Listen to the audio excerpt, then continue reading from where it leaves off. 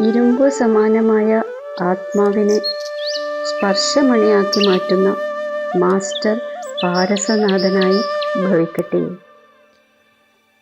താങ്കളെല്ലാം പാരസനാഥനായ ബാബയുടെ കുട്ടികൾ. മാസ്റ്റർ പാരസനാഥനാണ്.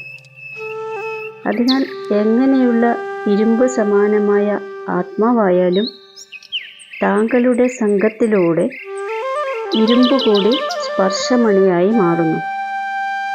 ഇവർ ഇരുമ്പ് പോലെയാണ് എന്നൊരിക്കലും ചിന്തിക്കരുത്. സ്പർശമണിയുടെ പ്രവൃത്തിയാണ് ഇരുമ്പിനെയും സ്വർണമാക്കി മാറ്റുക. ഈ ലക്ഷ്യവും ലക്ഷണവും സദാ സ്മൃതിയിൽ വെച്ച് എല്ലാ സങ്കല്പവും കർമ്മവും ചെയ്യുക.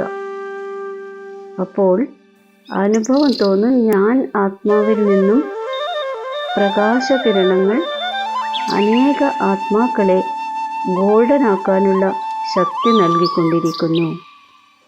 ഓം ശാന്തി.